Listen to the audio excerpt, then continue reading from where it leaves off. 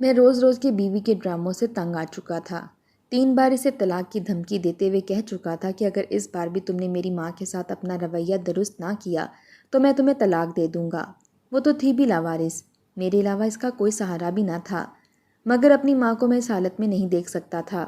میری ماں رو رو کر بہو کے ظلم سہتے ہوئے نڈھال ہو چکی تھی۔ میں گھر میں داخل ہوا یہ سوچ کر کے کہ آج تو ثانیہ کو طلاق دے کر چلتا کروں گا، مگر جو ہی گھر میں داخل ہوا تو اماں کے چلانے کی آوازیں آ رہی تھیں، مدد کے لیے پکار رہی تھیں۔ صرف اتنا ہی نہیں، گھر سے کتوں کے بھونکنے کی آوازیں بھی سنائی دے رہی تھیں۔ میں حواس باختہ ہو کر بھاگتا ہوا کمرے میں داخل ہوا تو سامنے کا منظر دیکھ کر میری جان نکلنے لگی۔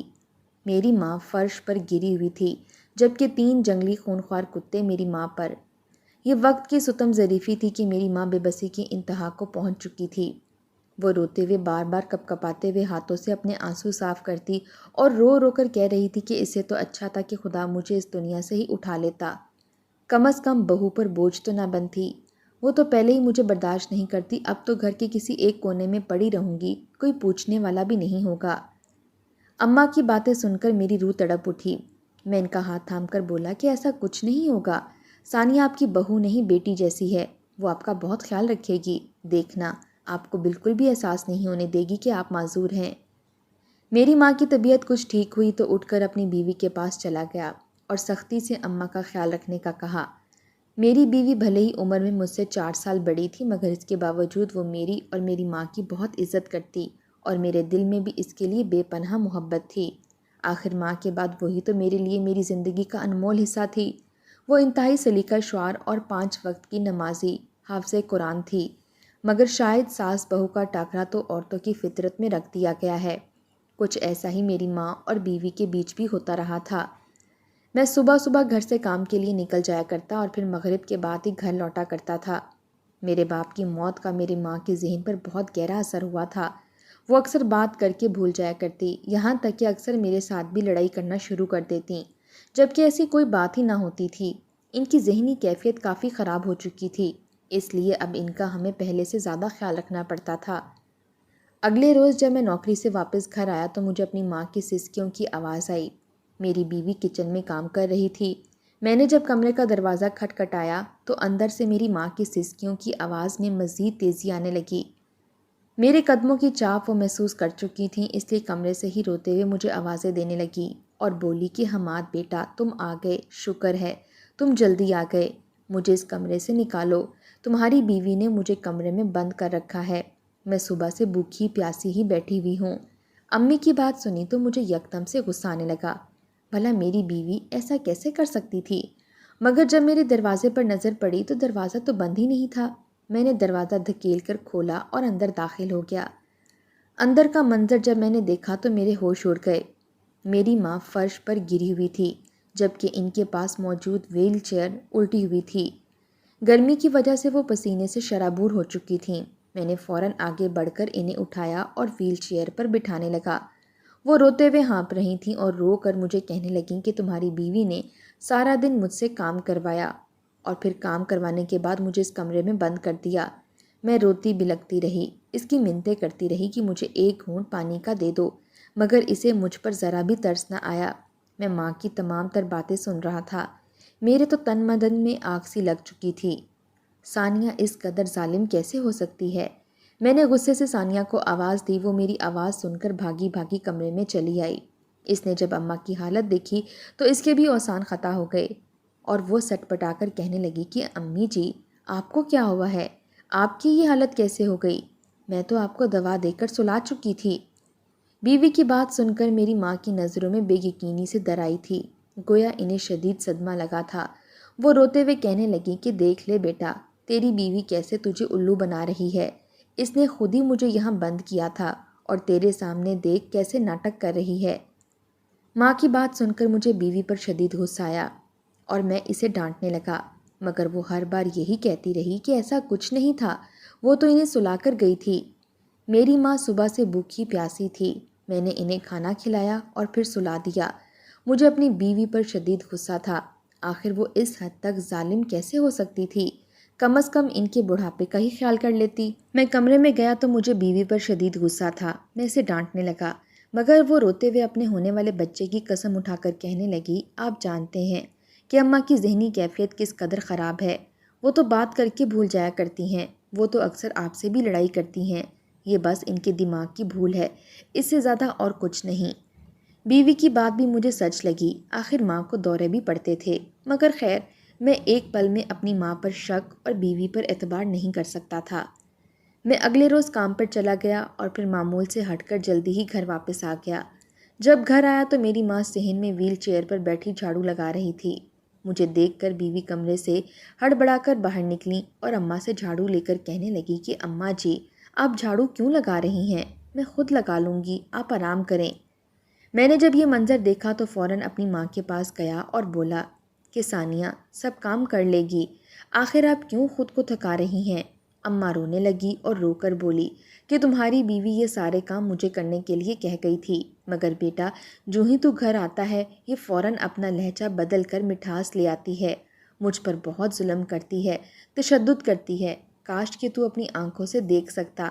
میں تو عجیب ہی شش و پنچ میں مبتلا ہو چکا تھا، سمجھ نہیں آ رہی تھی کہ اماں کے آنسوں پر یقین کروں یا بیوی کی معصومیت پر، آخر کون جھوٹ بول رہا تھا۔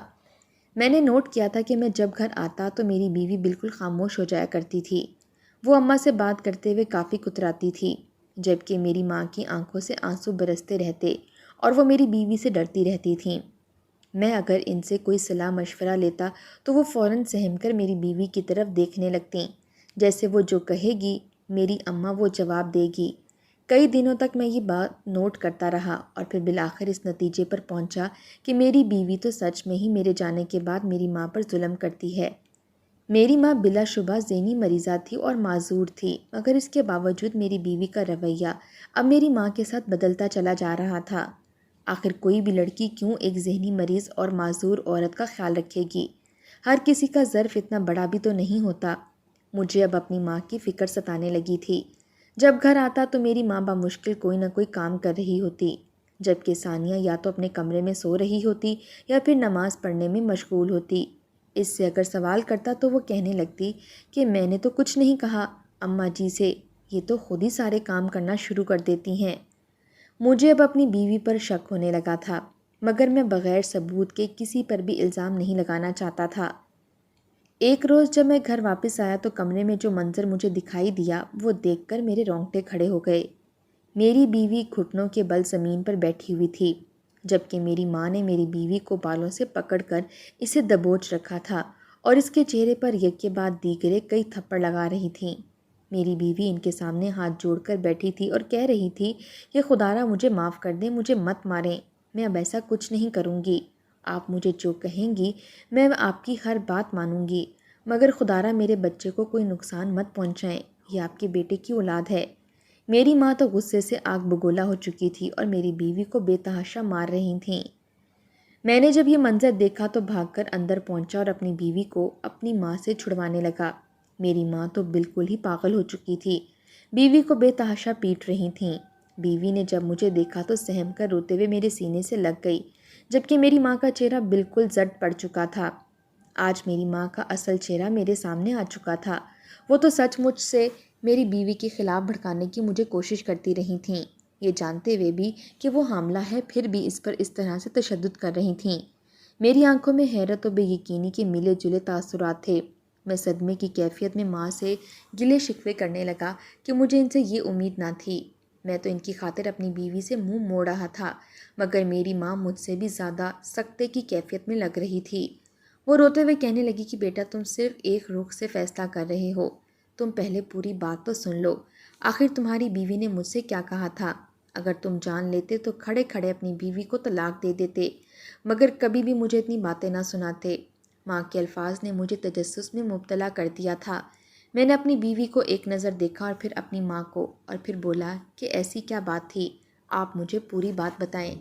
میری ماں سسکتے ہوئے رونے لگی اور پھر روتے ہوئے بولی کہ تمہاری بیوی نے آج مجھے ایسی بات کی ہے جو میں قبر میں جانے تک یاد رکھوں گی، میں مرنے کے بعد بھی وہ الفاظ نہیں بھول سکتی جو کچھ آج تمہاری بیوی نے مجھے کہا ہے۔ میں نے ایک کڑی نگاہ اپنی بیوی پر ڈالی اور پھر اپنی ماں کی جانب متوجہ ہوا اور بولا کہ مجھے صاف صاف بتائیں، آخر ثانیہ نے آپ سے کیا کہا ہے؟ امی کہنے لگیں کہ میری دوائیاں کل رات سے ختم ہو چکی ہیں، تم تو کام پر چلے گئے تھے اس لیے تمہیں بتانے کا یاد نہیں رہا۔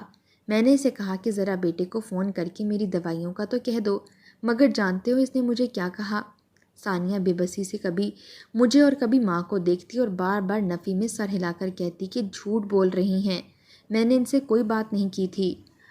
مگر میں نے ہاتھ اٹھا کر ثانیہ کو خاموش رہنے کا کہا۔ میری ماں روتے ہوئے بولی کہ تمہاری بیوی نے مجھ سے کہا کہ میرے شوہر کے پاس اتنا فالتو پیسے نہیں ہیں جو تجھ پر لٹاتا پھرے گا، تیری عمر گزر چکی ہے، اب جلدی سے قبر میں مر اور ہمارا پیچھا چھوڑ، اگر پھر بھی زندہ رہنے کا شوق ہے تو سڑکوں پر جا اور جا کر لوگوں سے بھیک مانگ، اسی سے جو پیسے ملیں گے اس کی دوا منگوا لینا۔ میں نے جب اپنی ماں کے الفاظ سنے تو میری روح تڑپ گئی، مجھے تو بالکل بھی یقین نہیں تھا کہ میری بیوی اس حد تک بھی جا سکتی ہے۔ چہرے سے وہ کتنی معصوم تھی، جبکہ میری پیٹھ پیچھے وہ میری ماں کے ساتھ ایسے الفاظ استعمال کرتی پھرتی تھی۔ میری ماں رو رہی تھی، اس کا جوان بیٹا گھر میں موجود تھا، مگر اس کے باوجود ان کی بہو انہیں ایسے طعنے دے رہی تھی۔ مجھ سے برداشت نہ ہوا اور میں اپنی بیوی کو تھپڑ مار گیا۔ میری بیوی تھپڑ کھا کر فرش پر گر چکی تھی، یہ جانتے ہوئے بھی کہ وہ حاملہ ہے، پھر بھی مجھے اس پر ترس نہ آیا۔ میں عجیب سی کیفیت میں مبتلا ہو چکا تھا۔ مجھے میری ماں سچی لگ رہی تھی جبکہ بیوی جھوٹی اور مکار لگنے لگی تھی۔ پہلے تو اماں سے مار کھاتی رہی اور پھر میرے تھپڑ سے ایک جھٹکے سے فرش پر گری تھی۔ اس کی طبیعت خراب ہونے لگی اور وہ درد سے چلانے لگی۔ اس کی حالت دیکھ کر مجھے فکر ستانے لگی اور میں اسے لے کر ہسپتال چلا گیا۔ وہاں جا کر مجھے ڈاکٹروں نے بتایا کہ میرا بچہ اب دنیا میں آنے سے پہلے ہی مجھ سے منہ موڑ چکا ہے۔ یہ خبر میرے لیے انتہائی کربناک تھی۔ میں رونے لگا اور مجھے اپنی بیوی پر شدید غصہ آیا۔ جو کچھ ہوا تھا اسی کی وجہ سے ہوا تھا۔ یہ میری ماں کی بد دعائیں اور سسکیاں ہی تھیں جو آج اس پر یہ نوبت آئی تھی۔ مجھے اپنی بیوی سے اب نفرت سی محسوس ہونے لگی تھی۔ میری ماں بھلے ہی پاگل تھی مگر وہ جھوٹ نہیں بولتی تھیں۔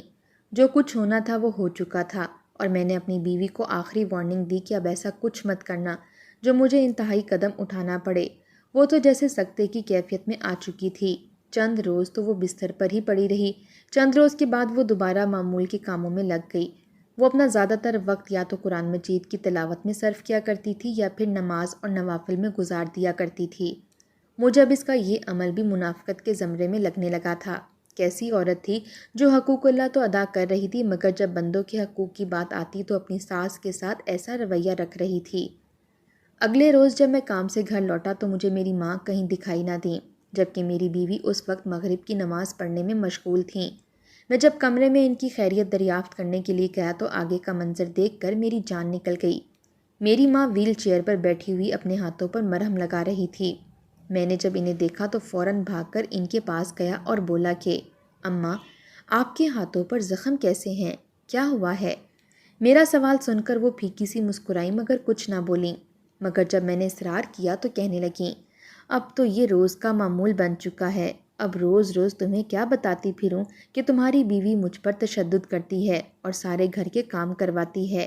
آج میری ٹانگوں میں شدید درد تھا اور دماغ میں بھی درد کی ٹیسیں اٹھ رہی تھیں، اس لیے کھانا بنانے میں دیر ہو گئی۔ بہو مجھ سے بار بار کھانا بنانے کا کہہ رہی تھی اور میں نے غلطی سے نمک کی جگہ چینی ڈال دی۔ اب وہ کھانا خراب ہو چکا تھا۔ تمہاری بیوی نے وہ گرم کھانا میرے ہاتھوں پر گرا دیا جس سے میرے ہاتھوں پر چھالے بن چکے ہیں، مگر وہ مجھے تکلیف دے کر کہنے لگی کہ خبردار اگر حماد کو بتانے کی کوشش کی تو اس سے بھی برا سلوک کروں گی۔ اماں رو کر کہنے لگیں کہ بیٹا اس سے تو اچھا ہے کہ تو مجھے لوارثوں کے گھر چھوڑ آئے جہاں بوڑھے بزرگ رہتے ہیں، کم از کم مجھے یہاں کسی کا ظلم تو نہیں سہنا پڑے گا، بس تو مجھ سے ملنے ہر ہفتے آ جایا کرنا، میرے لیے یہی بہت ہے اور مجھے کچھ نہیں چاہیے۔ مگر اب میرا بوڑھا وجود مزید تمہاری بیوی کے ظلم ستم نہیں سہ سکتا۔ اماں کے الفاظ سن کر تو میری آنکھوں میں آنسو آ گئے۔ میں نے ان کے ہاتھوں پر مرہم کی اور غصے سے بپھر کر باہر نکل آیا۔ میری بیوی ابھی تک نماز میں مشغول تھی۔ میرا دل چاہا کہ میں اسے وہیں پر گھسیٹ کر ویسے ہی تشدد کروں اور گرم سالن گراؤں جیسے اس نے میری ماں کے ساتھ کیا تھا، مگر مجھے لحاظ رکھنا پڑا۔ اس نے جو ہی نماز ختم کی تو میں اسے گھسیٹ کر اپنی ماں کے کمرے میں لے آیا اور بولا کہ بتاؤ جو کچھ ماں بول رہی ہے کیا وہ سب کچھ تم نے کیا ہے؟ میری بیوی کا چہرہ زرد پڑ چکا تھا۔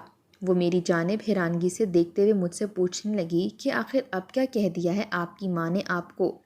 میری زندگی برباد تو کر ہی چکی ہیں، اور اب کیا کہتی ہیں؟ میں گلے میں رسی ڈال کر خود کو پھانسی چڑھا لوں؟ پھر بھی ان کو سکون نہیں ملے گا۔ بیوی کے منہ سے یہ الفاظ سن کر میں آگ بگولا ہو گیا۔ وہ تو میرے ہر اندیشے پر مہر ثابت کر چکی تھی کہ وہی ظالم ہے جبکہ میری ماں مظلوم۔ میں نے اماں کے سامنے ہی بیوی کو مارنا شروع کر دیا، اور اتنا مارا کہ وہ لہو لہان ہو گئی۔ اس کی طبیعت تو پہلے سے ہی کافی خراب تھی، مجھے اس پر ذرا بھی ترس نہ آیا، اور پھر آخر میں بولا کہ اسی وجہ سے خدا نے تم سے تمہاری اولاد چھین لی، کیونکہ تم اپنے بزرگوں کا احترام نہیں کر سکی، ان کا خیال نہ رکھ سکی، تم ہی قاتلہ ہو میرے بچے کی۔ میری بیوی کے ناک اور منہ سے خون بہنے لگا تھا، مگر اس نے مجھے پلٹ کر کوئی جواب نہیں دیا، اور ایک نظر میری ماں پر ڈال کر وہاں سے اٹھ کر چلی گئی۔ اس کا وجود لڑکھڑا رہا تھا، مگر اس کے باوجود وہ ایک لفظ بھی نہ بولی، اور خاموشی سے اپنی ناک صاف سے بہتا ہوا خون صاف کر کے دوبارہ باوضو ہو کر قرآن مجید کی تلاوت میں مشغول ہو گئی۔ نہ جانے کیوں، مگر دل ہی دل میں مجھے یوں لگا جیسے میں نے کچھ غلط کر دیا ہو، جیسے میں نے اپنی بیوی کے ساتھ بھی زیادتی کی ہے۔ بہرحال چند دن یوں ہی سکون سے گزر گئے۔ نہ میری ماں نے مجھ سے کوئی شکایت کی، اور نہ ہی میری بیوی نے مجھ سے بات کرنے کی کوشش کی تھی۔ البتہ میں فیصلہ کر چکا تھا کہ میں اپنی بیوی کو ماں کے ساتھ اکیلا نہیں چھوڑ سکتا، کہیں وہ کسی دن غصے میں میری ماں کی جان ہی نہ لے لے۔ میں بہرحال مشکل سے اس نتیجے پر پہنچا تھا کہ میں اپنی بیوی کو طلاق دے دوں گا۔ انہی سوچوں میں گم جب میں کام سے واپس گھر آیا تو مجھے گھر میں اپنی ماں کی چیخنے چلانے کی آوازیں آ رہی تھیں۔ میرا دل بے چین ہونے لگا۔ میں فوراً بھاگ کر کمرے میں داخل ہوا، اور جو منظر مجھے دکھائی دیا وہ دیکھ کر میری جان نکل گئی۔ میری ماں فرش پر گری ہوئی تھی، جبکہ 3 کتے اس وقت کمرے میں موجود تھے جو میری ماں کو نوچ رہے تھے۔ میری ماں درد اور شدت سے بچاؤ بچاؤ کہہ کر چیخ رہی تھی، جبکہ وہ کتے انہیں نوچ کر کھا رہے تھے۔ میری بیوی بھی وہیں موجود تھی۔ وہ ایک ڈنڈے کی مدد سے آگے بڑھ کر ان کتوں کو دور بھگانے کی کوشش کر رہی تھی، جبکہ میری ماں رو رو کر کہہ رہی تھی کہ یہ سارا کیا دھرا تمہارا ہے ثانیہ، نہ جانے تم نے کیا پڑھ کر ان کتوں پر پھونکا ہے کہ یہ مجھ پر چڑھ دوڑے ہیں، تم فسادن ہو، ڈائن ہو۔ مجھے اپنی بیوی سے یہ امید تو نہ تھی کہ وہ اس حد تک گر سکتی تھی۔ اس نے میری ماں کو کتوں کے حوالے کر دیا تھا۔ میں نے فوراً آگے بڑھ کر ان کتوں کو مارا اور گھر سے دور بھگا دیا، اور اپنی ماں کو لے کر ہسپتال آ گیا۔